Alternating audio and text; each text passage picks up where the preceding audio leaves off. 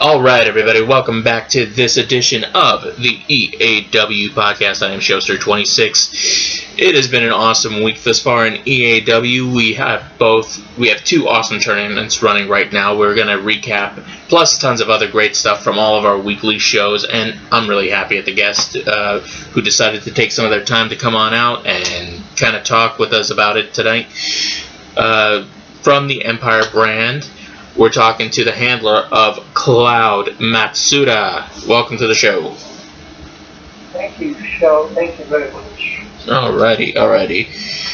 First off, how is the promoing for the Empress of Elite coming along? How is, it certainly looks great on the promo threads, for everybody getting involved. How's it been on your end? I have to say it's been exhausting. Like the opening week was Sheridan, who, was, I would say is, but, due to recent circumstances was, known for promoing, 3,000 more words at a time per promo, and having to adjust to that last week and one personal Kaylin this week, between starting school and other personal things, it's been pretty exhausting, but a test, well worth it, because I would have to dig a little deeper than I normally would in order to produce better promos, and I was able to do that with Sheridan and even Kaylin this week. Okay, cool. Okay, so we're going to start off the week. We have the big Empress of Elite tournament taking over all of Empire this week. We're going to cover each of these matches, and I really just wanted to get some quick takes from you about each of the matchups. We're going to start off first with Kaylin going over Strong over Keisha Carter. That was a squash. Real quick, your thoughts on that one? It's funny, even though it was a squash match, I felt like it was the perfect way to start off the tournament with somebody as strong as Kaylin. Just kind of right off the bat, everyone else has to be the Empress of Elite. Okay. And this is probably the strongest person. The following week, I have to deal with her. Okay. So. Okay. So yeah, fun little way to start off with that quick squash match. It certainly I'm sure it really set the tone for what certainly felt like a very quick episode. Not that I'm saying it's bad, but it felt really quick. Everything felt really fast paced, and I really kind of liked that. No drag, whatever, in this show when it was in the chat. Moving on from there, we have Madison versus Revy. Thoughts on this matchup? This match was definitely one of those back and forth kind of quick match, you don't know what's going to happen next kind of deals. And I've seen that with a lot of Revy matches and even with a lot of Maddie matches recently, to kind of highlight the work both handlers have put into their characters. To highlight the effort. I always felt like if I was to write a match, and I want to show the handlers doing with their characters, I would like to show that, yes, there's a back and forth match to reflect, the work that you're putting into your character, to let them know, hang in there, keep on going. And I feel that with both, Maddie and Revy. Okay. And Maddie went over on that one. We were all happy for that in the chat. Moving on, we had Alexis Demos versus Daisy Thrash. Alexis picking up the win here. Thoughts on the match, and as far as you could on your end. I have to say, there was a moment where I thought Daisy was going to go over. I remember watching the match live and just being held, and this actually shows just how it was. Like, it was almost like I was just being, like, led on in the match. Like, wow, Daisy just might get this. Yeah, she not have to fight Alexis. And if you wait, never mind. But it was a good match, by both opponents, reflected in their promos, and I can somehow get past this week, and Alexis gets past. Most likely might have. Yeah, I kind of agree. I was rooting for Alexis, and for a second there, I was thinking I might have backed the wrong horse, but nope, she pulled it off. Next matchup, we had Australia Jordan versus Ms. Maname. Take away from that match. Now, it's funny with this match because I have a personal investment into this was. I want to compare this match to one of the to the matches I've seen in the Megan Classic. Kind of a very new thing in it, and once I heard it, it made sense to me. I believe said that he ended up winning the match, but it was very by the numbers fight, and back and forth. You see both competitors try for their signatures. You'll see, their personalities through what they're doing in this match. The personalities they express in their promos. Both Amani and myself. And despite getting the loss, I'm completely satisfied with this match. Very much, nobody looked to weak in this match. Australia Jordan came out, looking very strong for a newcomer, and it's given her just enough momentum to go into the next round. Okay. Next one up. I have to say go ahead. I just want to say real quick, the Free Smoke is an awesome name for a fashion. Very cool.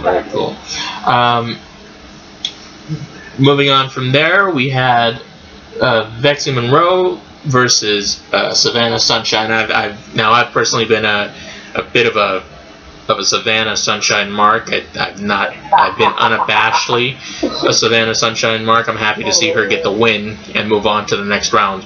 What were your thoughts on the match and everything that happened in it? Were you a fan of the Slurpee spot? It's funny, as the person who wrote the first Savannah Sunshine match, I am in love with the Slurpee spot. When I wrote her first match, doing the little Slurpee spot, she tumbles outside and then she just randomly grabs the Slurpee and then she hulks up and then goes back to the Slurpee. It's the cutest thing ever. If anyone's read it, ask me, had a Clown Candyland World Champion t-shirt. So the handler myself. Very much in support of Savannah Sunshine. Okay. The match itself, this is another one where there were moments where I was wait, nope. So, definitely the match. Great for, halfway through the event. One of those, I felt like last week, anyone watching, the fans, as you could say, were very much on both sides, actually. Very much. So, this was a great halfway point, in my opinion. Yeah. And the K-UN Destroyer is like the best name for me.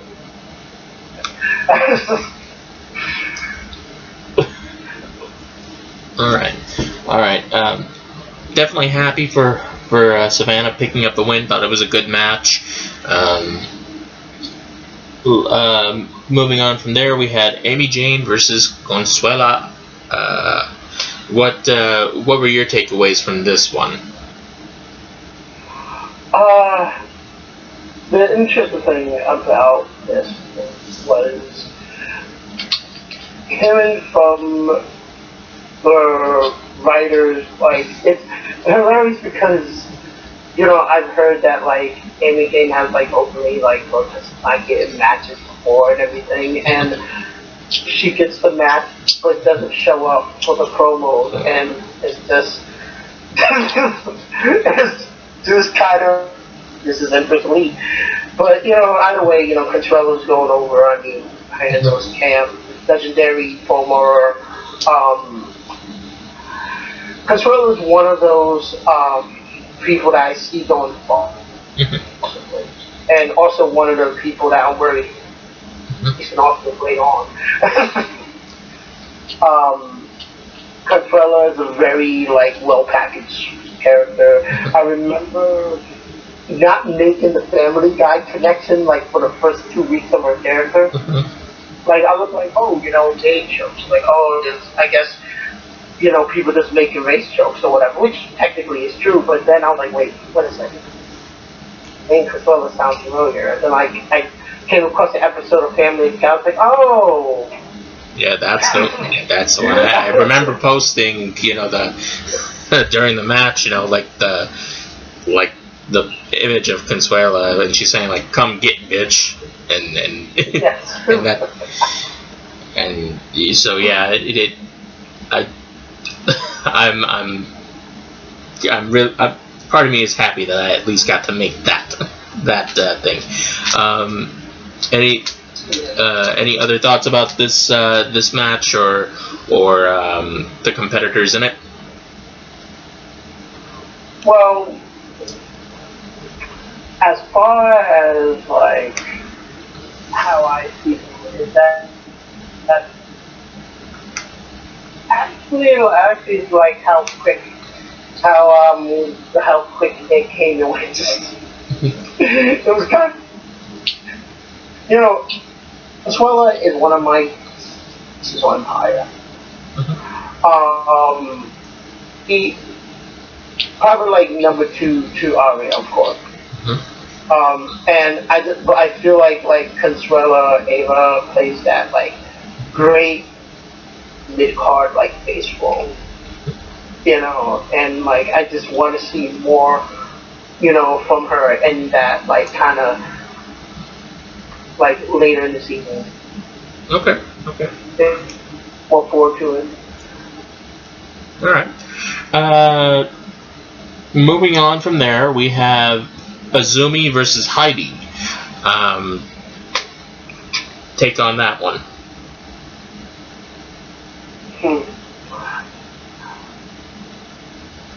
You know, it's funny with Azumi versus Heidi because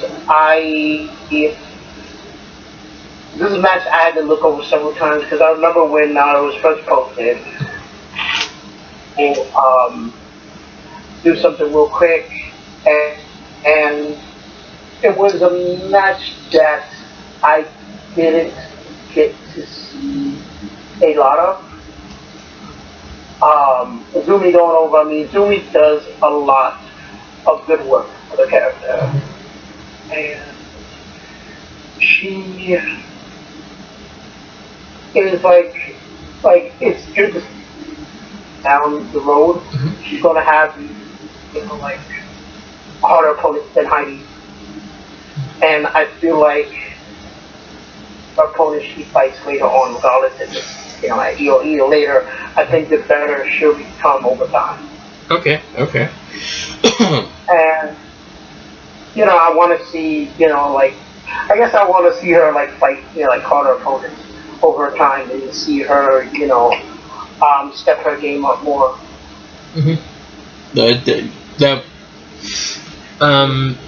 don't know if she could step up her game. Not that I'm saying she can't. I'm just saying I don't know. You know, it's always, I always believe everybody's kind of doing their best. Maybe, you know, and she's been here for a few years, so, you know, I'm thinking that she's performing at kind of a, you know, her best level right now. I'm not saying that she can't find another gear, because, you know, it's certainly something that's kind of happened with me in the past, that I thought, oh, I was giving it my absolute all, and then, oh, hey, look, I have this other level that I didn't even know I could go to once I started getting involved with other people. Once I had certain matchups thrown my way. So that's my little comment on that, just to respond to what you said. And now we're talking about the main event of the night. You got to close out the show against Sheridan, Cloud versus Sheridan. Thoughts on the match, and how is it, you know, seeing that you get the win, but then there's the announcement that Cloud is fired kind of like right after. How are you feeling? I'm very, like, to go through details in this match, I was very of how this match went. Like, from the vignettes to the flow of the match felt very much like I was watching, like, NXT pay-per-view. I was very kind of touched towards the end of the match where, you know, the locker room came out and they were in support of Cloud and this and that. And with a character that, you know, I've personally been invested in for the past 2 years, it was just really nice to see everything that her character's been through. Like, I don't know, like, how many people followed Cloud's career, but, like, going from being, like, a happy-go-lucky face to, you know, her feud with Haruna to, like, you know, Formation, and then the fallout after that, and Sanitarium, and then just kind of coming to someone who's, you know, been all over the alignment, you know, leader, like, you know, face tweener, and just kind of like, well, this is my chance for redemption to make things right, and just to be able to do that and, like, be, you know, sharing it in that main event was like, that was everything, to say the least. And then, everyone in chat, like, put out the Cloud emoticons. And the Terror with the thunderclap. It was cute. It was very interesting. As far as, like, the way the match was written, it's every move from, like, starting out, you know, aggressive between two people who couldn't stand each other, into, you know, trying to overcome each other with technical maneuvers, then switch, and then Cloud or high-flying move, and then realize that, you know, I'm going to take her out with the Cloud City, you know, which is similar to, like, Sheridan's finisher. Like, you know, jumping the suplex, the only thing that is Cloud doing it with a straight jacket, and Sheridan doing it with a race lock. So, you know, that was something that was, like, mentioned to the both of us, like, previous promos in the past. And just having, like, you know, be sort of her own maneuver, you know, like a variation of her own maneuver, which is Cloud City. You know, I thought it was just like the cake. Okay. Yeah. Okay, so moving on, just to kind of wrap up everything for Empire. This, in my opinion, this was kind of an awesome show. It was great in the live chat. I'm pretty sure, you know, everybody would kind of agree with that. For a weekly show, I would rate this about a 9. Maybe an extra segment would have really helped with the whole thing. But really, I liked the quick pace of the entire event. What would you kind of rate this day?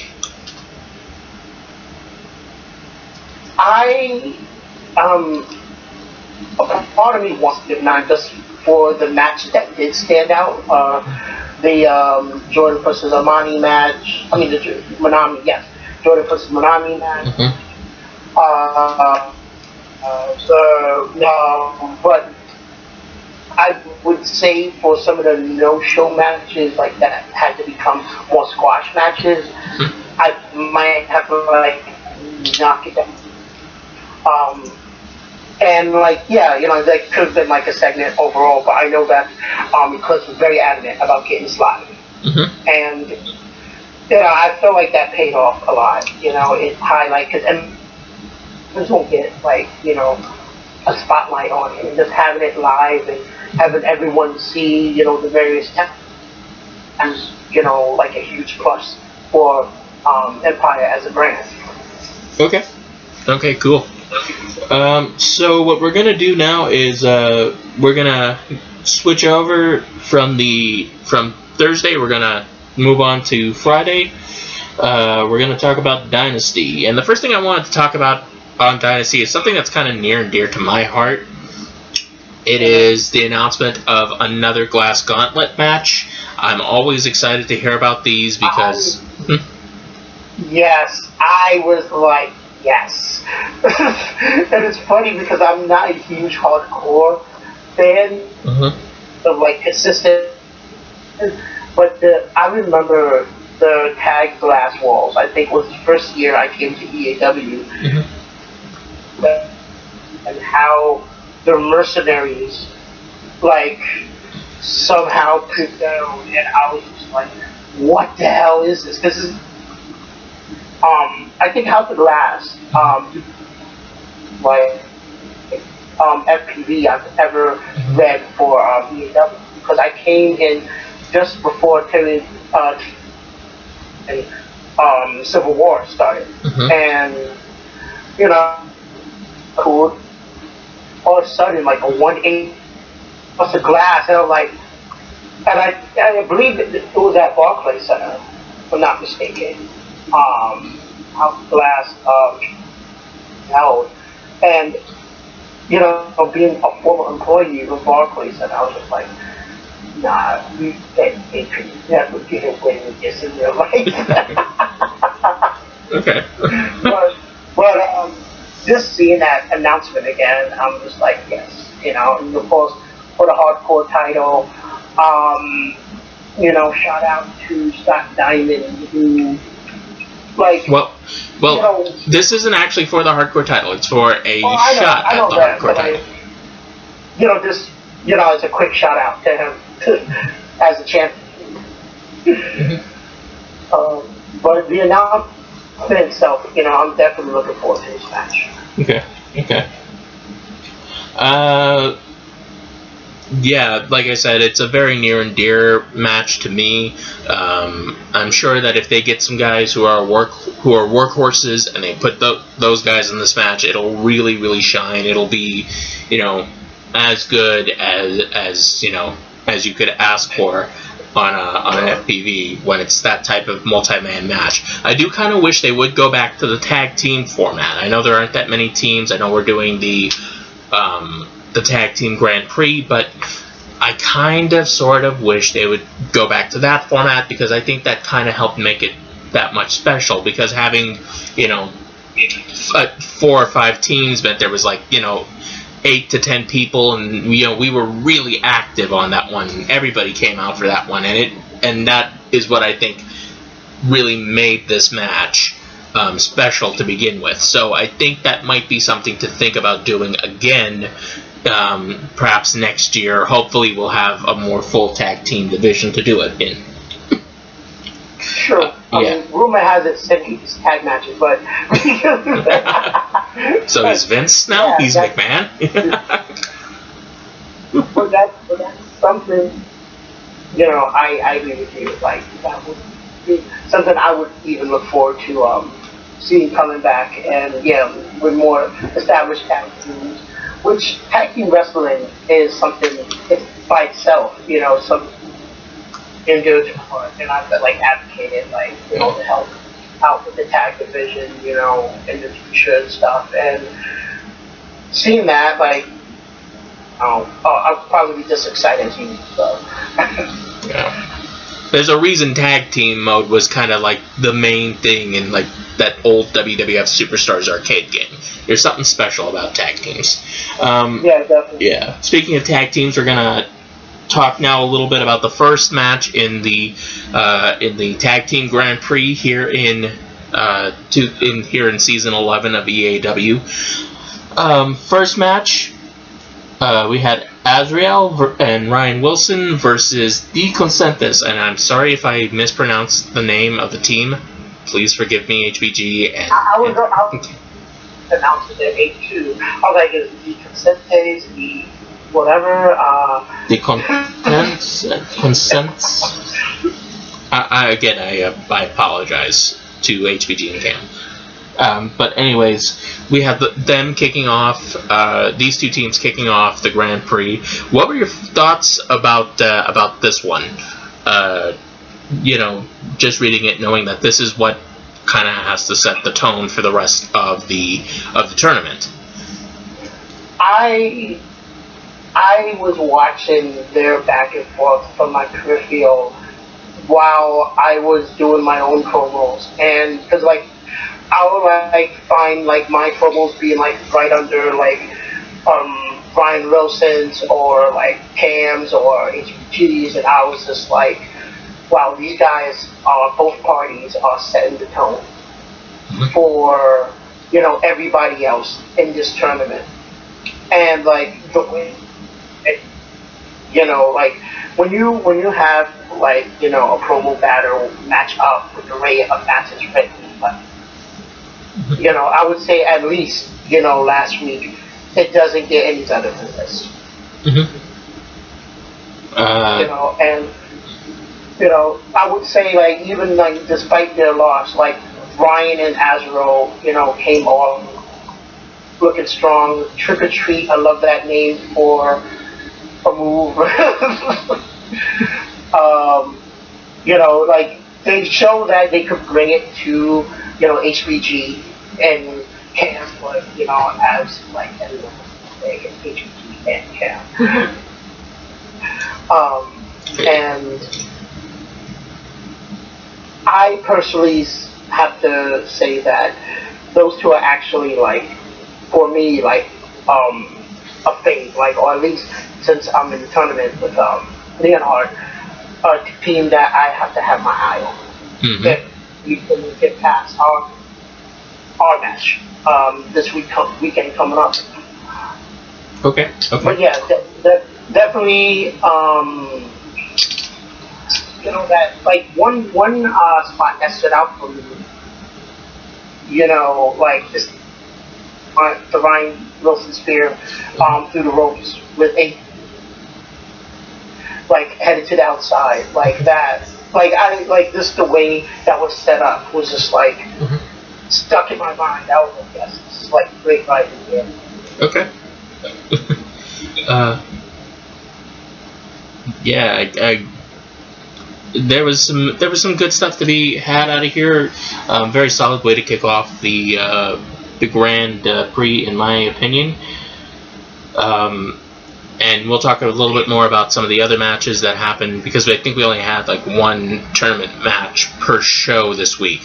And we'll talk more about the other matches coming up later on in the show. But let's kind of change gears now and shift on over to a segment that happened on Dynasty. We saw this pretty cool throwing down of the challenge between Jacobson and Nico Borg. Nico denying, kind of refusing the challenge from Jacobson, but just the thought of it, I'll be honest, I'm excited to see that matchup. I'm excited to see that promo battle. Thoughts on that segment and the potential matchup ahead? Yeah, these are two people I've been like you, I've been looking forward to, like stepping in, quote unquote, stepping into the ring with each other. Very well written segment. Jacobson, invoking the spirit of his pick base. Kind of like I could see, like Sen, with the pick base, just like mounted on, and like Nico Borg with that like creepy psycho killer stare. Mm-hmm. Kind of just like matching up with that. And of course, Angle, on high alert face at all times. Like, I don't know if you see Kurt Angle on Monday Night Raw. Like, his face always looks like, like about to hit the fan every moment. And just envisioning that and just having that go back and forth, like this. It was a really great segment. Very much to this matchup. Yeah, I'm certainly hoping that this gets done. Part of me kind of wants to see it, maybe not taking place at House of Glass. I don't think it really should have the stipulation, added in quite yet. But we're, just because they're going to have to be forced into something with glass, I'm not sure if I want to see that out of this feud quite yet. I would like to see it take a standard match and then kind of push forward from there. Yeah. Now, would you, if you had to, predict what happens in the future, would you say that, in a future matchup for the Cash and the Votes case, would you could you see Jacobson walking away with it somehow? I think this is more, trying to get Nico over and making him look like he's ready for that main event, for that cash in, because I don't see him cashing in again on a mid-card title. I think it's been a very clear thing that they're getting him ready for the top, of the card. And, he works hard. He's a damn, I know because I worked with him. I think I was his first match or something here. Hi, Nico. Still remember that one. But, yeah, but,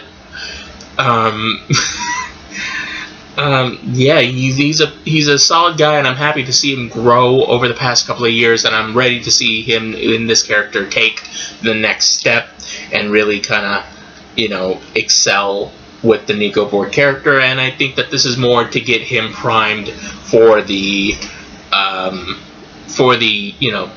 the main event run, for possibly going against either Naz or Pizza Boy, or whoever might hold the title down the road. That's just my take on it. If it came down to that whole, again, would Jacob take the, be able to walk out with the Cash in the Vault? Certainly, I think that's always a possibility. He's a phenomenal talent, but I think right now the whole point of this is to... No pun intended. No pun intended. Well, the point of this whole, to me, the point of the angle is to get Nico over. Any other thoughts about this one before we change the topic? No, we can move on. Okay. Moving on, kind of a short main event here on Dynasty. It was actually a squash match. We had Tyler Parker returning to action against Saint Anger. Again, it was a squash by Parker, but then we had a run-in. We had the Iceman, Scott Oasis, coming in from behind after being, introduced by his new manager, Sebastian Monroe. Thoughts on the segment as a whole, from the opening bell of the match to the Oasis beatdown?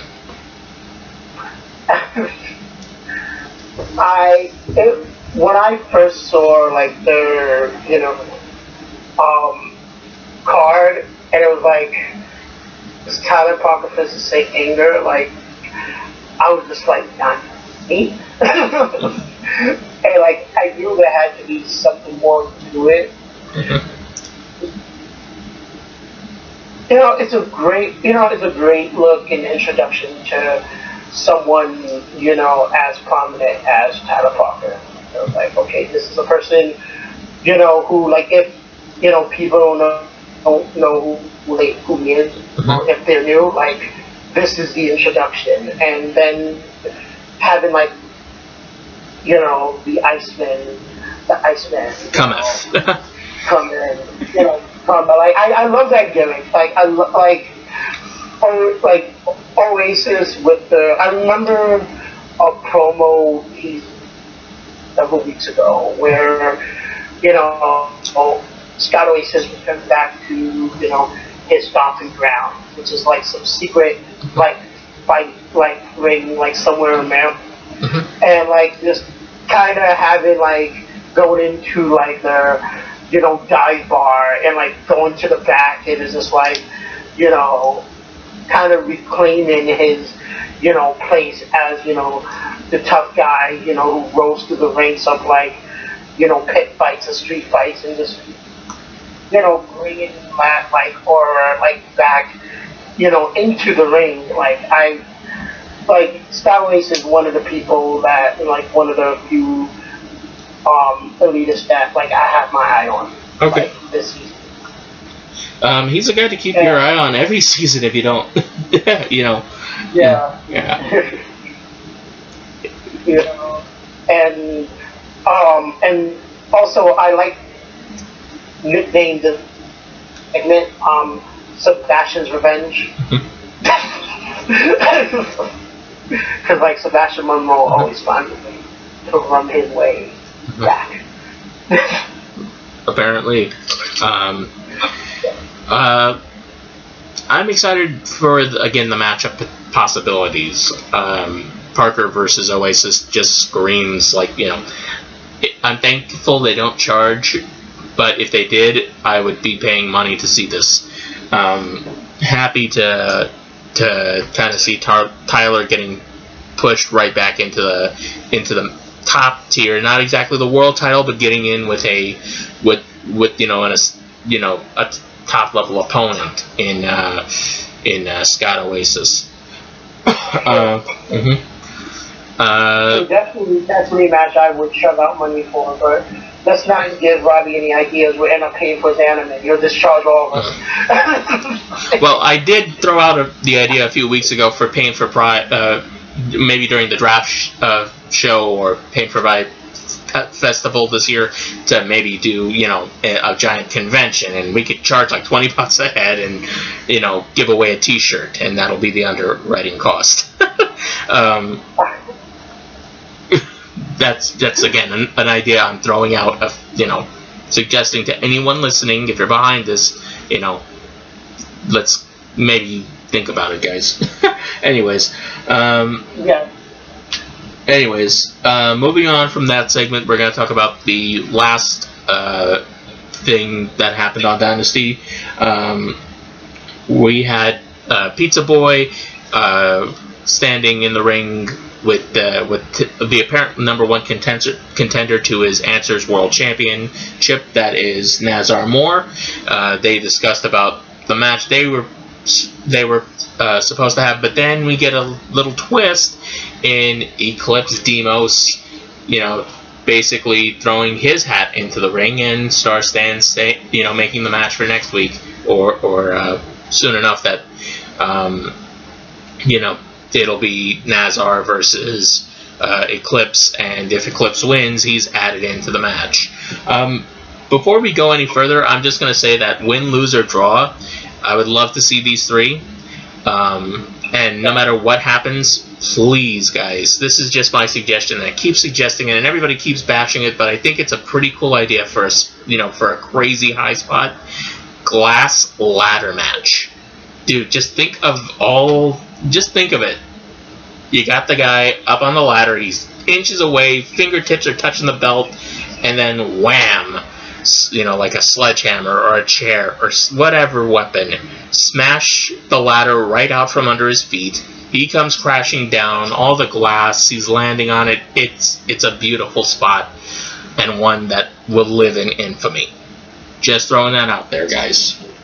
Thoughts on the segment and the potential of, what might happen at House of Glass with the Answers World Championship.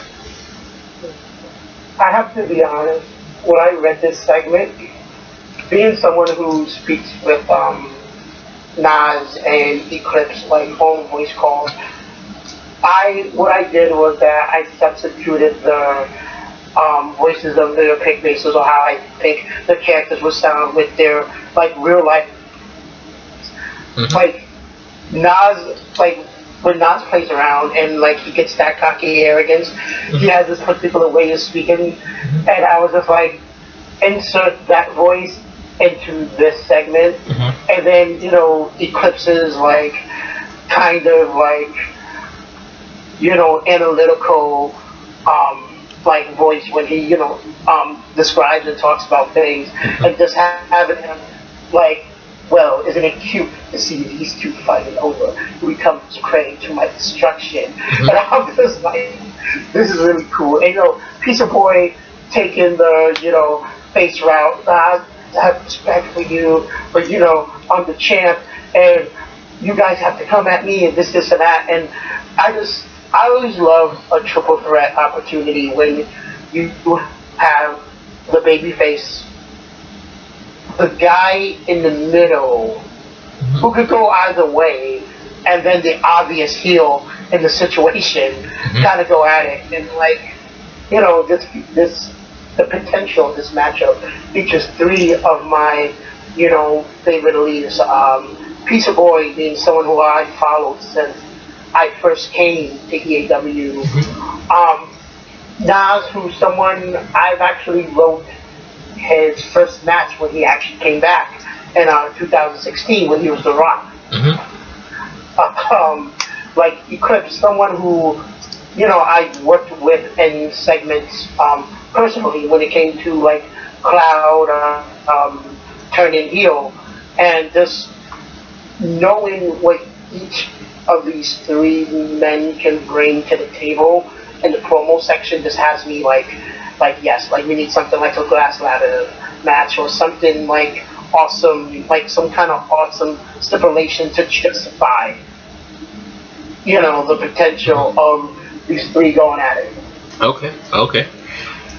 Definitely, it would be a match between three of EAW's best, in my opinion. I all three of them, I dig their work. And I'm really excited to see what will happen with the, in the future. I'm pulling for everybody in that match. I can't pick one. Turning the page from Friday, we move on to Showdown, which, I'm thankful we did the show at midweek because, I gotta admit, this was a show that I was looking forward to, and it was paining me that it took so long to get out. Not to knock anybody, just I get excited. I look forward to I look forward to the shows every week. Just me saying that out of the way. First thing we gotta talk about on Showdown, CM Banks and Ryan Marks. This is a pretty cool segment. I'm really, I really liked just kind of how they're getting Banks now involved. Not with somebody who maybe isn't as established as Nas. Nas is, yes, up and coming, but he's been around. But now we got Banks in with somebody who could rise up, and somebody who honestly looks like he can hang with somebody like Banks. I'm really excited also that Banks will be on working on Showdown, and it's cool to see him there this season in a match. what were your thoughts about the angle? What are your thoughts on, and how excited are you for Banks versus Marks? This is something I'm really looking forward to. And it's one of those things where when you, after reading the segment, you're like, why didn't I think of this? So, like, it's a matchup that most people will not think of. But then when you think of it and the logistics of it, you're like, why didn't this come to mind? Because you have Ryan Marks, who's just basically the epitome of a cerebral assassin. Ryan Marks, assassin of EAW. And you have someone like Banks, who's the veteran, he's the founder, he's, someone who's done it all, and he would be Marks' next target. Mm-hmm. And Marks' rise to, his status is just I'm going to reshape the past in order, to form my own future kind of deal. And I mean, Marks is a perfect person to give the openweight championship to, because what it does is that it allows someone who is going to be,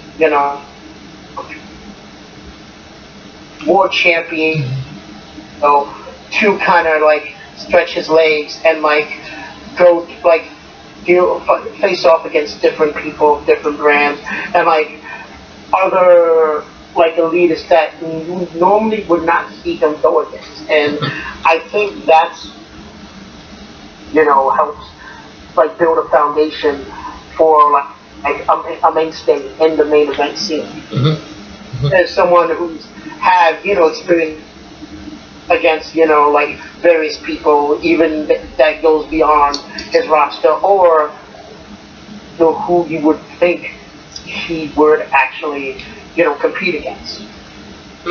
Okay. One little thing I'm just gonna add. This matchup is super excited for. I thought that this is kind of you could stick this matchup on an inter-brand FPV and it would not feel out of place. It really, I'm really excited that we're getting it. I'm really, and also I think this is really important for Marks to get right now, because he's been great as the openweight champion, but at the same time, he's building up what's supposed to be a world title shot, but he's been doing it against guys who have been kind of more or less solid mid-carders. Not that he's taken on bad opponents, but he's taken on some good workhorses, but not the guys who are, in the context of, where they're up on the card, they're more or less kind of okay, these are the firm mid-carders. This, I think, is a very important match for Marks to get right now, because, I don't think there's anybody who's going to doubt that, he's well on his way to a world championship match, and this match here against Banks, really important for his credibility. Gonna move on from, before we move on from it, do you have anything else you wanted to add? I probably would never get the opportunity, but that's a match I would definitely love to write myself. Hashtag give Cloud a chance. Okay, so moving on from there, we had our next match in the tag team tournament, the tag team Grand Prix. We had Kaiju. That was the team of Nobi and our our new breed champion Fudge. I know you said don't even bother trying to pronounce your first name, your character's first name. Munguse McQueen. I'm sorry. I know this is almost like a bad running joke, but it's not intentional. You're the champion. We gotta talk about you. Sorry, man. They went up against We Are the Bullocks. This is actually I'm gonna say this. Nico Borg, not Nico. Yeah, well, it is Nico, but it's Ira Nico Borg. And Finn, they. I love that he manages to get the Nico name in all of his characters. Like, I'm just waiting for him to make and just name her like Nika, or like N-I-C-A or something. Well, it could be Nicole, a kind of like stretching of that. Nicole. Yeah, I want Nicole. That's true. Yeah. And teaming with my man, I'm only going to be able to say this once. So, my man Finney Wokefield. Oh man, but I was actually gunning for Kaiju in this one. Like, to quote Drake Yeager, no, how could they not quote the greatest tag team Grand Prix? That was my exact reaction to this match. To the result. I mean, from like the name and just like, of course, Nobi and Mangusei were like, and call themselves Kaiju. Duh. But we are the Warlocks. But Dave, I think Nas hates. We was talking about it, and it was just like, what the hell? We are the Warlocks. But I picked them in the promos. Hopefully, this will be a team if I can get past the monsters that are Eclipse and Lexus this weekend. Yeah, which is funny because that was Zumi and I lost to last tournament actually. Okay. And like, when I saw the matchup, I just wanted to message Oasis and just be like, fuck you. I love you, Oasis. I'm just saying, like, I just want to be like, fuck you, Oasis. Just kind of speaking overall, last year didn't we have like a tournament tracker? Like we could actually see the brackets. I wonder why we don't have that for this year. It feels like a missing appendage to me. But anyways, regarding this match, a very solid match. I enjoyed reading this one. I'm fine with Wakefield and Nico getting their keeping this momentum that they had going since Territorial Invasion. They're really getting this team over, I feel, and it also kind of helps with the whole Wakefield versus McQueen New Breed title feud that's been teased that's been teased since the Uprising FPV. So like a lot of good stuff coming out of this one, and I'm just really, really excited for the team of We Are the Bollocks. Please make some merch, guys. Yes. Yes, definitely. Okay. Final thoughts on this one, Kaiju versus We Are the Bollocks. If there's a possibility of these two maybe again one day, I would love to see that. Okay. Both in promos and the match. It was really fun, to peep at when I wasn't, trying to like survive my Empress of Elite match. Okay. I spoke about the Neo Uprising, and I think that's a good point to kind of transition from, because we had our first set of Neo call-ups this week. A very big announcement here. We had James Ranger being called up to Showdown, and he's the first challenger announced in the Elimination Chamber for the National Elite Championship. What are your feelings about this guy coming on up and getting put into that spot immediately? Do you think that's the right move to go with him? Do you think that he should have maybe spent a few weeks kind of building up, or at least having to compete against someone to get that shot? Thoughts overall on that whole announcement? Because like one of the running jokes I have with people about Showdown, I was like, well, this is like Showdown is like the who's who EAW in terms of the roster. You know, and I would like Voltage is the land of opportunity, and Dynasty is the place where you cut your teeth. You know, you grind and, you know, kind of like develop, you know, your character and so forth. Kind of like Showdown kind of take a, as I would say, is I haven't seen much of James Ranger's work. I'm sure if this was done, it was done for good reason. Because, you know, Voltage, my bad, Showdown's a very, like, I always feel like Showdown's a very, you know, meticulously planned show, and for good reason. You know, week in and week out, you know, it's, you know, very, you know, good show. So half of me is like, yeah, you know, like, let's give like a new guy a shot, and then the other half of me, to quote POP, oh Lord, you can't just throw new guys in chamber. Yep. Well, every time I see a Brian Daniels segment, I don't think of Daniel Bryan. I think of Brian in real life, just kind of his hands in his pockets, just trolling on POP. Well, the way I feel about it is this, you know, it's an opportunity, a major opportunity for Ranger.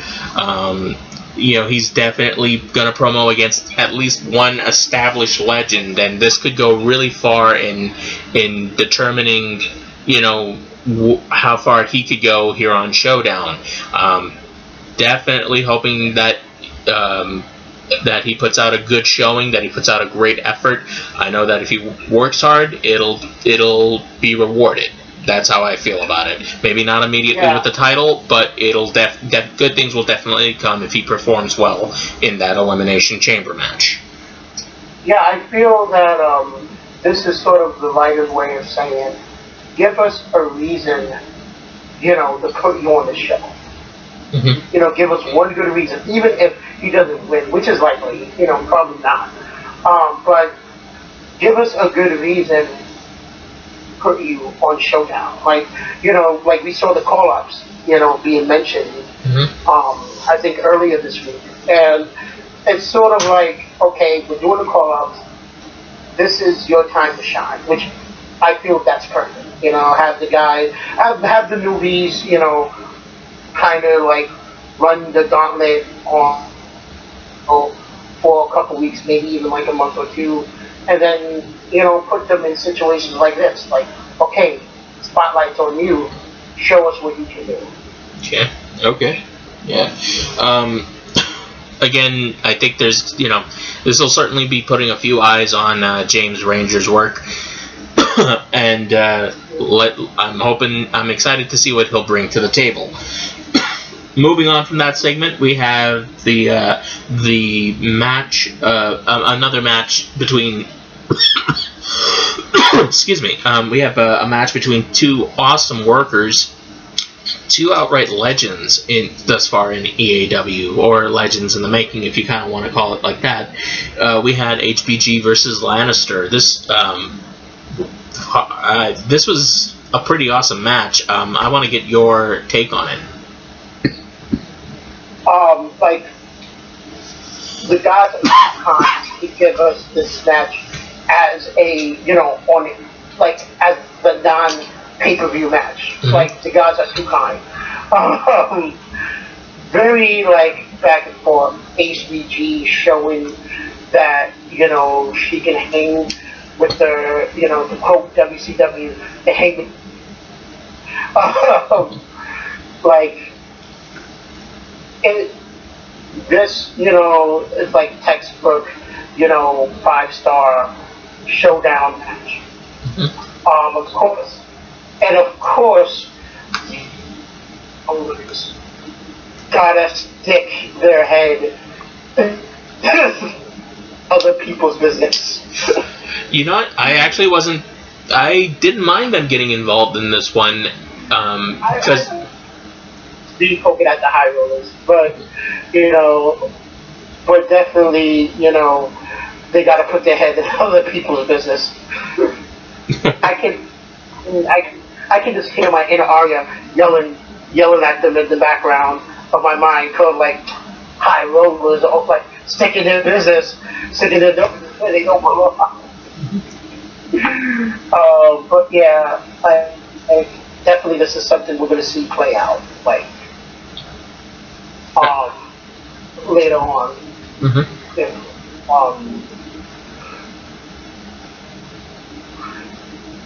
Because like definitely Lannister is not gonna like let this slide. Yeah, and you got to figure. Dark. And you got dark, not a star. Well, you got to figure that of course it's building to the the rematch for the tag titles. They've so much as said it was. And you got to figure that's going to be Aries and Lannister, because they're the two who don't have belts defending the tag titles against the High Rollers. But speaking of the world title, this win also gives HBG the entry into the Extreme Elimination Chamber, which I believe will be for the EAW World Championship in just a few weeks. So I feel before the season is out, there's always been this big debate on whether or not,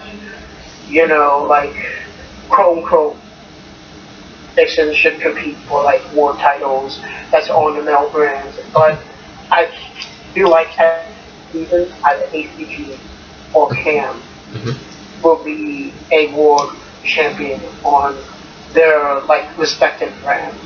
Okay, so either Voltage or Showdown could see them as world champion. Yeah. Which I think is a perfect capstone for the amount of time, effort, energy, blood, sweat, they put into this company. Anything is possible. They're awesome workers, but I'm gonna say it's gonna be an uphill climb just from, especially with HBG, just because of the list of people who are on the Showdown roster, and it's not an easy one. It is not at all an easy championship to capture, and neither is the World Heavyweight Championship currently held by Jamie O'Hara. And of course, he'll be taking on TLA. We'll talk about that in a minute, but it's certainly not easy to capture a World Heavyweight Championship, especially in this company. Yeah, definitely. Showdown reminds me of if you played the old Mortal Kombat games as MK3 and Ultimate Mortal Kombat, Mortal Kombat 4, when you have the Tower of Difficulty, that was definitely on hard mode. Definitely. Speaking about bosses who take 50 billion hits to take down, we got to talk about Tiberius versus Theron. Their third match and the main event of Showdown this week. Non-title, no outside interference allowed, and Theron gets the win finally over his former stablehead. What were your thoughts about this matchup, and what is your feelings now that Theron has finally gotten the win? Do you see this kind of being like his... I peeped this match, I believe it was live the other day, right? Yeah, yes, it was. Watching this match live. And, it's funny with Theron because I was such a Kenny Drake mark. So, when Theron had got the Marty Scurll pick base, I was, very skeptical. But, of course, the handler, being Zayn, won me over. And I was like, this is someone that, this is the character I want to see be successful. And he's got the gimmick down to a T. The Dia del Diablo poster. I mean, come on. And this match, once again, HBG versus Lannister, textbook star Showdown match. Coming out with the big moves, the versatility, of both competitors. The Shoryukens, the Kamehamehas. Definitely, and to see, Theron finally get that, victory, while, yes, but at the end of the day, he got, the moral victory over the King of Kings. Awesome match to read live in the chat. Definitely, for anybody listening who hasn't done it, make sure you guys are showing up for these matches that are live. And the events that are live, because it really makes everything shine when everybody is here and everybody's cheering, everybody's chanting. My favorite part about EAW is being in the chat with everybody when we're running an event, when we're running a live match. It just takes the entire experience and just makes it so much greater, so much better. And also, as someone who had the chance to see their matches being posted live, you learn so much as a writer. I remember writing the tag match for Terminus, Arya and Catrella versus Brody, and and just seeing how that just gave me a better how I should write matches from there on. So when I do write matches, even if they're not posted live, think of it as being posted live. And yeah, definitely, it would be great to see bigger turnouts for live events. Usually we get people, but for those of you, who have yet to see, a live EW match, that's where, people come together. That's where you meet, you eat better than everyone trying to come together. And it was just magical last week to see that with my match, and to see people in support Cloud, and to see the Cloud emoticons and everything. It was just surreal. Are you still there? Oh. Yeah.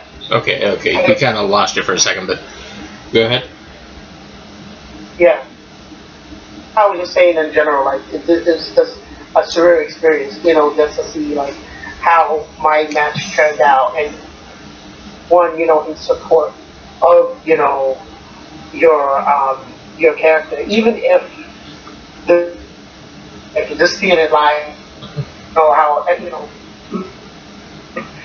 the way the matches turn out, it's just if you have yet to see a live EW match. Yeah, and all the new guys here too. Any of you Neo guys who might be listening to this, it's definitely an experience. It's always a fun one. Definitely, and I personally invite everyone to come join us on the next live event, which will be in the Discord chat. Any last thoughts about Showdown this week before we move on to Voltage? But wait, there's more segment after the end of this match had me laughing. Once again, me not imagining Bryan Daniels as, Daniel Bryan, but just trolling over people. Hey, chamber that's crossfire, and just and just Drake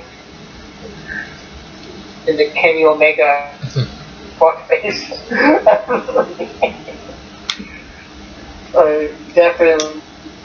Definitely Showdown. It was well worth the wait. Showdown was definitely well worth the wait.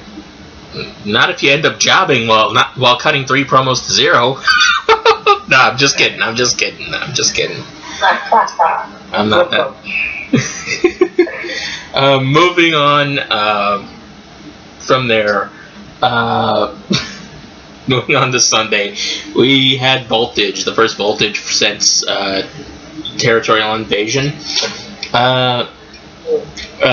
Shout out to my boy Chris Elite. Coming back. We'll talk to him, and we'll talk about him in just a second. But we opened Showdown this week actually with the segment between the World Heavyweight Champion Jamie O'Hara. He was confronted by TLA, and then we got the big reveal that when they face off, it's going to be Cameron as the special guest referee. Thoughts on how that all impacts everything? Thoughts on that announcement? This Jamie situation is like the closest thing EAW has, and I'm here for it. Yes. You know, you have like Jamie, yes, like, yes, I'm beating everyone. I got my shovel. Here we freaking go. I'll bear for my own girlfriend. I don't care. And then like, you know, just like, you know, knocking at the door of opportunity to get his chance. And then, you know, out of nowhere, you know, Cam has like basically, you know, Jamie's fate in her hands. It reminds me kind of that I don't know if you remember this, but it was Triple H versus Undertaker 2 at WrestleMania, and Shawn got thrown in as the referee, and he said, to think it could still be me who ends the streak. It feels kind of the same way as that, in my opinion. It does. It does definitely has shades of that. And I think there was another program that was similar to that, maybe recently. I'm not sure. Well, actually, like the most recent thing I can compare it to is the whole Shane, AJ, and Kevin Owens situation. Mm-hmm. You know, kind of like, well, this is someone who has beef, because, you know, Timberlake Cam had, I think they fought for the Interwire title a while back. And like this having someone who has history actually with both competitors, you know, like anything can go. Like, you know, some people might be like, well, Cam is going to play a part in screwing over Jamie and TLA's champ, but you know, this is EAW, and this is Oasis as the writer, and nothing is what it seems.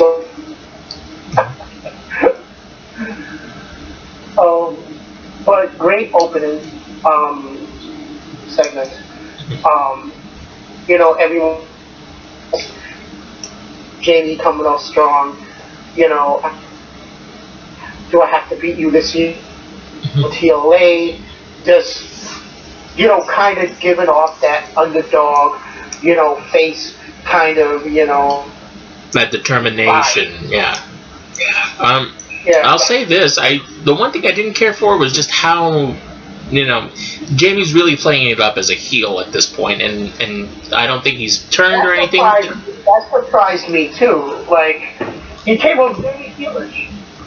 Yeah, and this was the guy who just a few weeks ago, we were supposed to be feeling bad because his girlfriend was making, you know, basically beating him up, and taking advantage of him, and we were supposed to, I guess, feel a little bit of sympathy towards Jamie. I don't like the sudden shift just because he's facing TLA. Now, definitely TLA is going to be the face of the match, but I don't get why you're not doing it face-face. That's funny, because, yeah, I agree with you, because I actually wrote the take-home for Jamie and Cam, where, like, you know, he gives her, like, a 5-minute time limit. Oh, and so you're to blame. No. Yeah. Yes, it's all my, it was me. Show. It was you all along. Me, the whole, yeah. But, you know, I pass him off as someone who's like, you know, I'm caught between being the best in the world and someone who is your world might anyway. have to sacrifice. Yeah. Yes, asterisk. But yeah, like just having, you know, caught between his relationship and the title. Actually, I would say if there was a segment in between this and in between that, where we saw like Jamie slowly kind of make that decline into being a heel, because that's how I figured this was going to end up. This novella between was going to end up, anyway, as we see. What was the Jay-Z saying, which he got from Dark Knight? What's that thing? You either die a hero or live long enough to see yourself become the villain, right? Exactly. Yes, and that's what I see with this. Okay. All right. So kind of moving on from this awesome opening segment, we want to talk about the last match for the Grand Prix tournament that happened this past week. We had Country Strong, that's the team of Cody Marshall and Shaker Jones. They were taking on the Sanatorium in the team of Alexis and Eclipse Demos. Thoughts on this match, and I'm kind of keen to hear your thoughts on it because I actually wrote this one. I don't know if that's a good laugh or a bad laugh. It was a good match. Like, I enjoyed it. Well, that makes fun of like you. Everybody. I felt like everyone's, like, I'm trying to speak this as in, like, I'm not telling you, but kind of like speaking to the masses about how I felt about the match.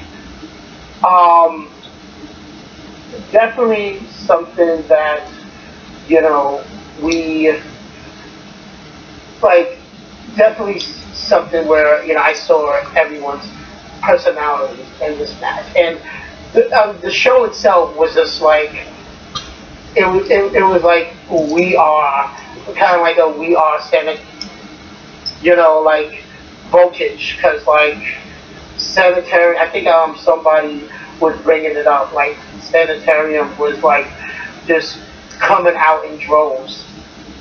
Voltage, this past voltage.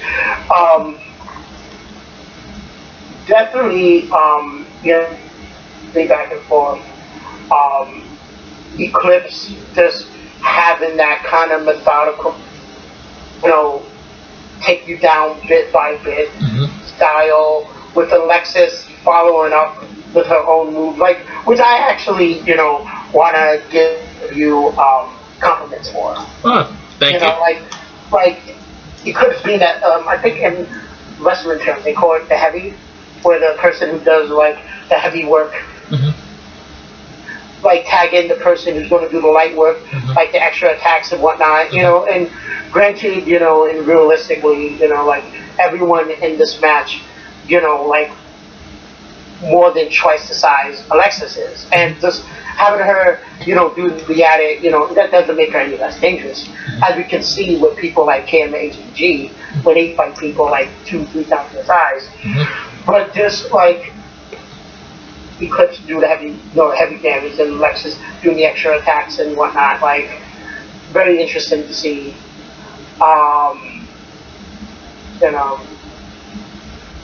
Team still like the best big group in the business. But shout out to Country Strong, but Sanitarium team number one. Yeah, forever. Yes, forever. Throw out that Terry gotta throw out that Terry Funk reference. Sanatorium number one, forever. I'll say this: I kind of,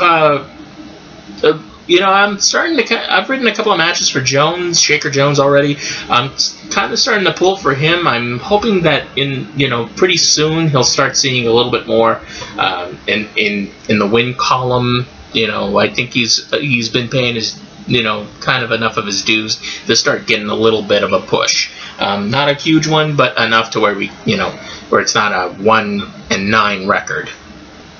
Right. Yeah. I mean, if anything, I like to, definitely see, like say to Shaker, just keep at it. Just keep grinding like the rest of us, and you can see more like shot. Yeah, keep at it, because even the best of us, everybody breaks in and has a rough patch. But it's those rough patches that once you get through them, they make you all the better for it. And plus, there's no shame in losing to like two of the better promoters in EAW. Moving along, we had this really, really wacky segment, a 2 out of 3 falls. I don't even know how to describe this. McQueen versus McQueen, Shimmer versus Monogosa, and this new. Wow! You know what? It's almost like seeing it's almost like seeing a comedian who's like known for playing other characters, like himself, his or herself. It's almost like seeing the Martin Lawrence interact with like his Big Mama's House character, or like it's just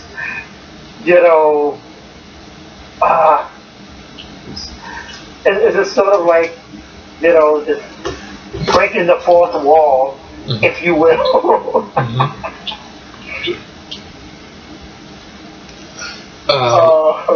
God. I'm speechless. This is a podcast. I'm supposed to talk about it, but I'm speechless about the whole thing. You had the last fall was a staring contest, for God's sakes. But we have to know.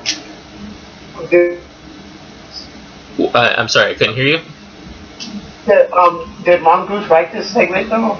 I have no idea who wrote it. Unless this is Oasis 3 in the morning on 2 Red Bulls, just like I have an idea and that's segment away. Just the fact that he used the ropes to cheat in a thumb wrestling match. I don't know. Oh, but of course this all eventually this all leads to Finnegan Wakefield coming out and restoring some sanity, getting us out of this extended trip that we were on, and sobering us up with with the throwdown for the challenge, and finally we get that rematch being thrown out there. McQueen versus Wakefield 2, another match I'm really looking forward to. Thoughts on that? Yes. Oh, same here. These two always deliver well in promos against each other. And my man, Fanny Wakefield, which, by the way, when are we going to get Christina Wakefield in Empire? You promised him that. I want to see Christina Wakefield. Maybe if we ever get Michelle Michaels. Big Michaela. Supposed to be the daughter of Big Mike. But yeah, like, definitely.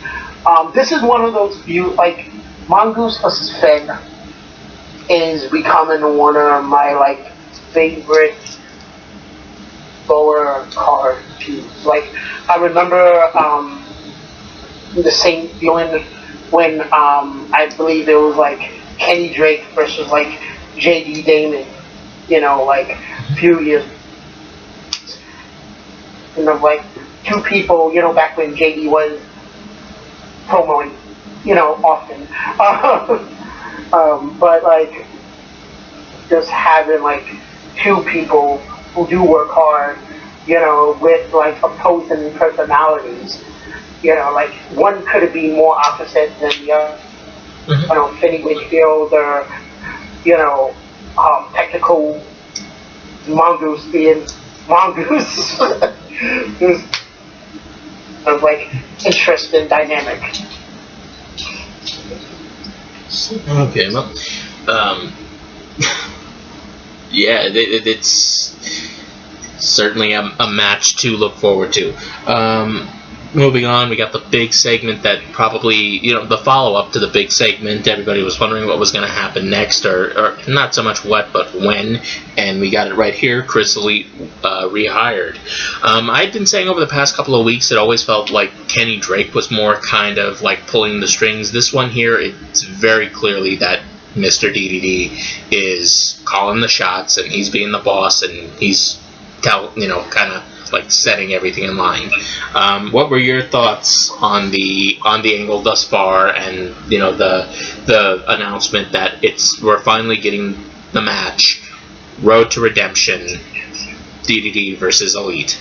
And by the way, how am I the only one who wants to see a spot where DDD and Rage kind of like?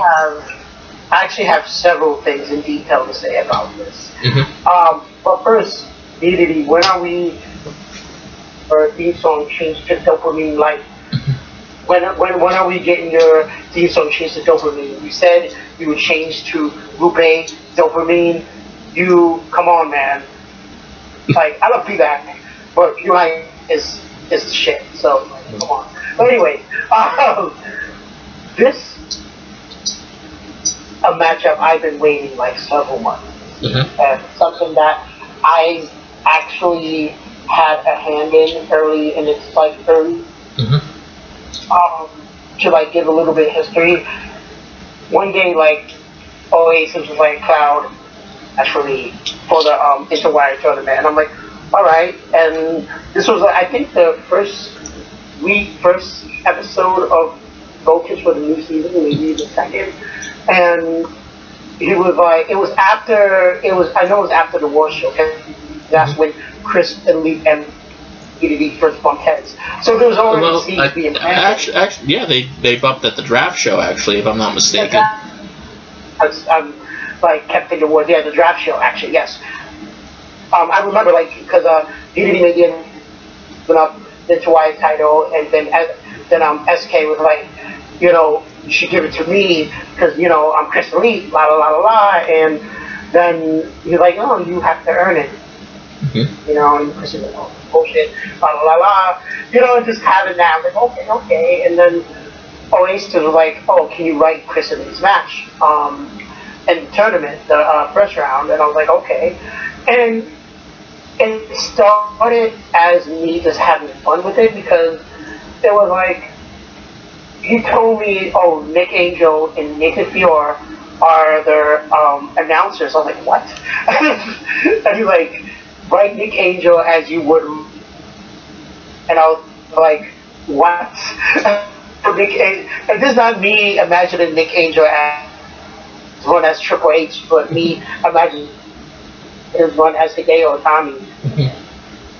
Imagining impersonating Mauro.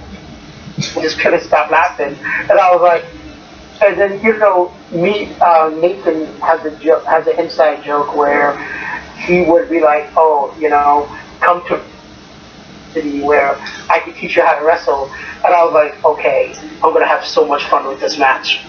So this, show off his ego to DDD, and that match is like, this is Elite Country, la la la la la, and everything, and then Oasis giving me a couple more like things with Chris Elite to do, and just seeing SK take that in his promos and just like a football and just run down the field with it to the end zone. I'm just like, this is someone who's going to blow up by the end of the season. Like, win or lose against DDD. I don't think we got to wait. I think he has blown up. This guy is like, he's the guy who everybody is talking about.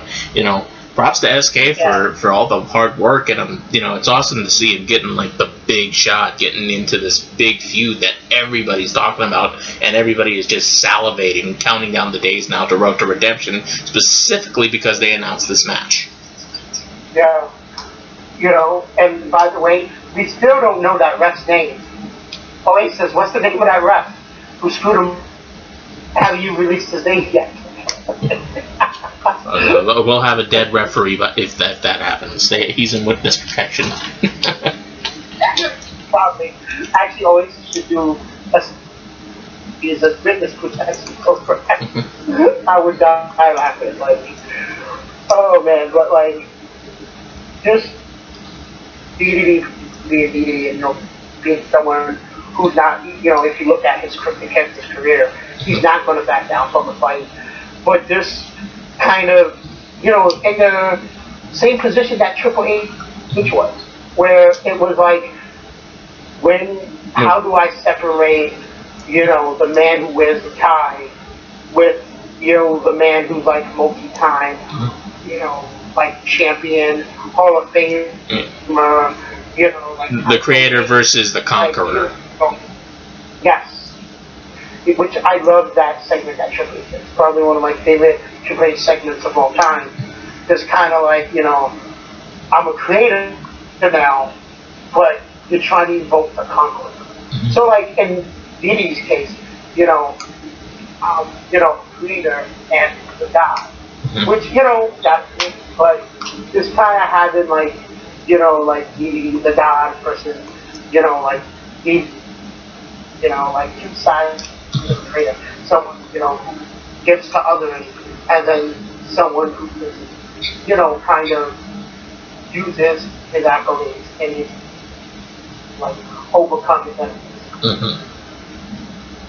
Versus Chris Elite, who has nothing left to lose. So this is definitely a match I really am like emotionally invested in.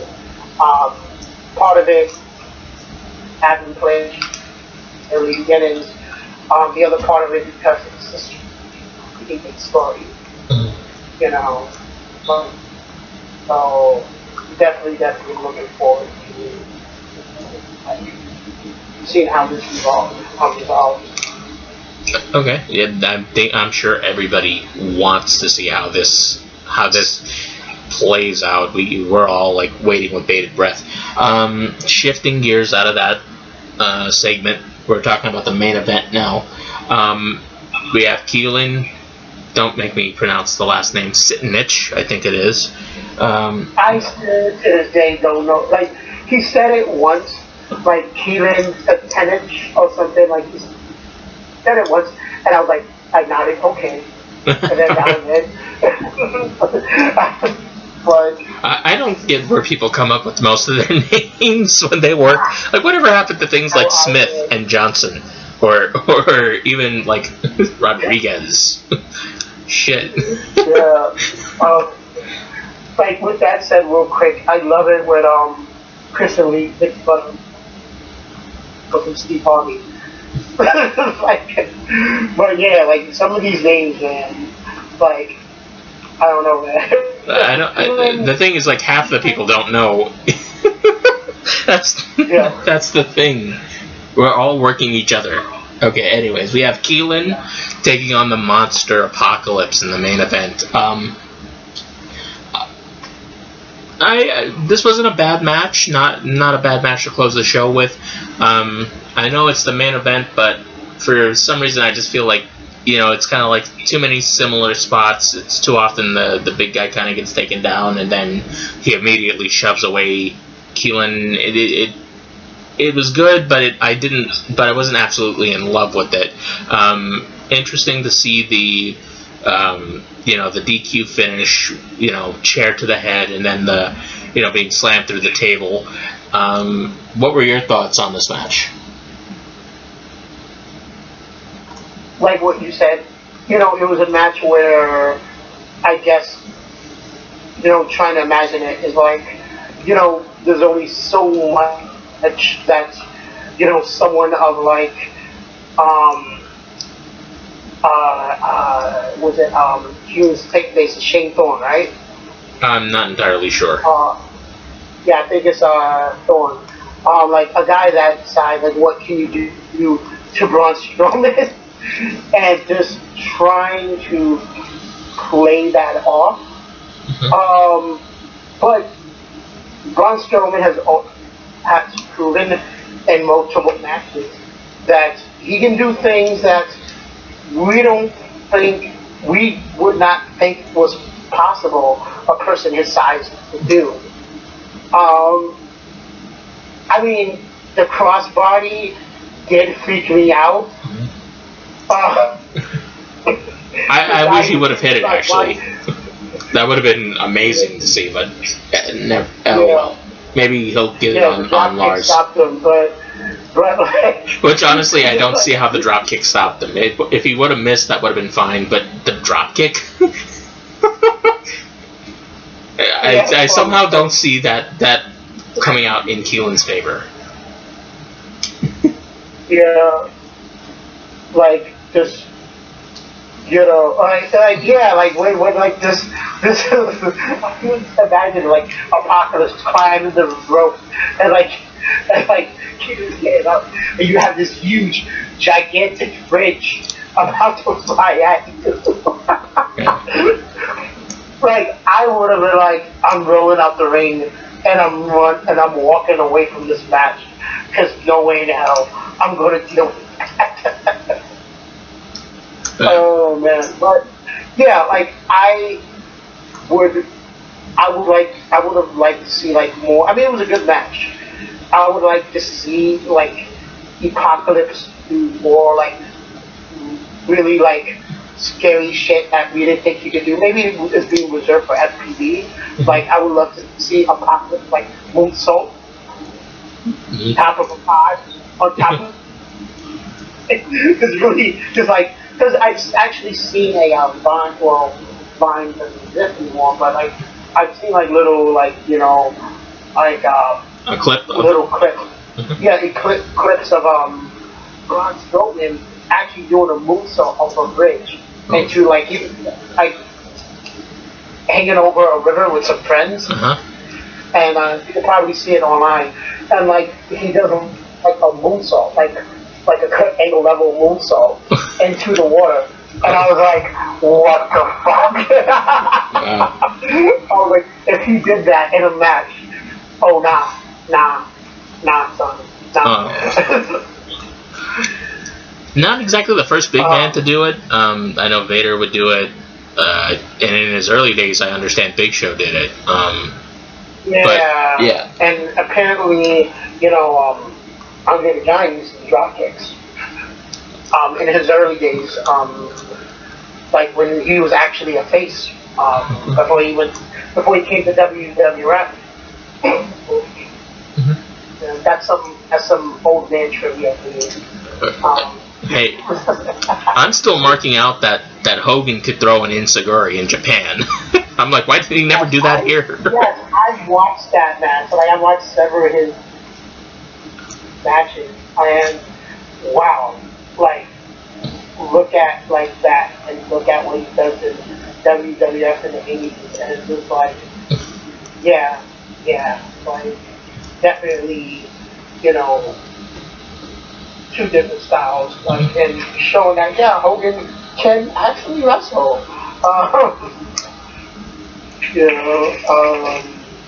But back to the whole Apocalypse Keelan thing.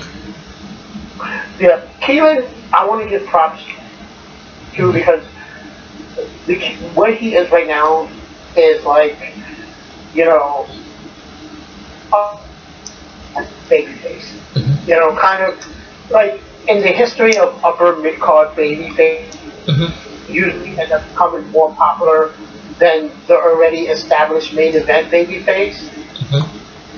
I can hear like Nas joke. Keelan will never like surpass JD in popularity. Well, personally speaking, this is just me. I'll take. I'm kind of pulling for Keelan more than I've been pulling for Jamie. That's just the way it is for me. I'm more of a Keelan mark, as much as I hate to say it, than I am a Jamie mark. Just saying. Yeah. It took me some time to become like a Keelan mark, but it's coming like like in full view for me. Like I'm like, yes, I definitely been looking at his work, his promos, and I'm like, this is someone who can become like a main event face Or at the very least, Voltage. or at the very least, he could be in that kind of Jake Roberts role where he's like kind of like the number 2, and it's his job to get over the main heel. Yes. Could very well be him. If the plan is to make Jamie like a full actual heel, then Jamie King is, I see happening the second half of the season. Okay. Right. That's something to keep on our eyes out for. But then of course, you got Apocalypse, and man, even though we have Mr. DDD on Voltage there already, he's kind of part-timing it as that character. I'm really excited to see where this guy could go. It's a monster that I don't see it getting bigger than this guy in the physical sense, at least. Anything, it really feels like anything is possible with them. Who knows what will happen with the character, but yeah, thoughts on the potential futures of Apocalypse, since we talked about Keelan. Apocalypse, being, it's funny because knowing who this, I think it's possible because the DD character kind of taking a kind of a backseat in terms of being like more of a an authority figure. The authority figure allowed DD to really express himself with the Apocalypse character and really kind of bring the character to life successfully have done. I definitely see him cross a path. It has to be done. Jake out, champion or whatever. But I see Jake holding the title for a while on Voltage. But I definitely going around for good, at least a good portion of this. Now, here's the thing. I'm actually kind of not. I'm kind of thinking that TLA might be the guy they go with when they have that match. Just based on his history of work and how over he is with everybody. I think it's him, and I really want to see that match against Apocalypse. That's going to be, that really fun. I think you could really get the spirit of some of those old Eddie Guerrero matches where he kind of had to be more clever and had to outsmart the guy he was going up against, even though he was as good as he was. That's something I would look forward to personally. Yeah, kind of feel the bulk of that Eddie Guerrero kind of I'm gonna have to outsmart my opponent. Kind of deal. I can see a spot where, let's say they have a Falls Count Anywhere match, and kind of fighting up to fighting their way up to the stage, and a whole bunch of stuff is set up below the stage, and TLA does a spot, say even climbing up the frog splashing it or something, or if there's a drop kick back in the Apocalypse into a whole bunch of cables below, something crazy like that. I can see getting over in that way, and then maybe Apocalypse rising up from the ashes. I'm not finished with you, because we got to recheck that to feel that's definitely so much. Well, if you're gonna talk about a crazy spot or something like that, like a clever way for TLA to do it, you gotta rip off the empty arena match from Halftime Heat back in '99. Have him out, have a fucking what is it called, a forklift or some shit, kind of dropping a pallet on Apocalypse so he can't fucking move, and then pitting him that way. that's kind of... You know what? I can see that. I can see that happening. That's kind of what you're going to have to do, I'm thinking.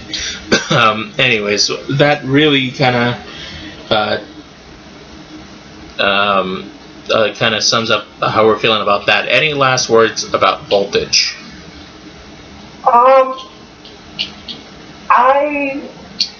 Voltage this week in a 9. Definitely 9. I know we didn't give a score to the 2 other shows. Showdown was definitely a 10. Like, with the way a lot of matches turned out. I have a feeling I'm gonna, like, I'm not doing the podcast with you next week, but I would definitely, looking at the matchups of Empire, definitely that's going to be like a 9-score show. Like, you have Consuela versus Savannah, which I guess that's a who's going to hug a who's first match. Because I can't see either of them actually physically harming the other. Never say never in this company. Yeah, that's true. But I'm guessing Empire is going to be a must-watch. Again, just based on the strength of the last show. Let's see, a few other things I'm really looking forward to this week. I'm curious as to what will happen, with this whole Nathan Fiora announcement that's going to come up, on Sunday. The Marks versus Banks match and the Demos versus Moore match. Those are 2 main events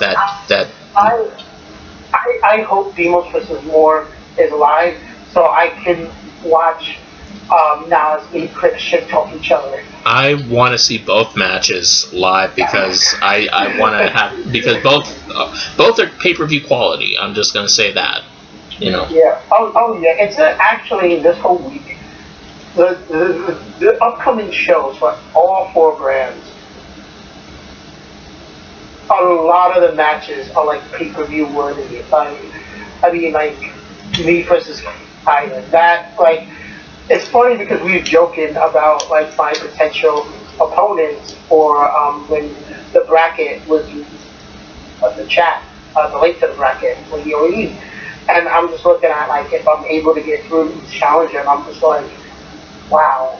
Like, I feel like how the New York Giants felt like 2-3 years ago with their football schedule, and like,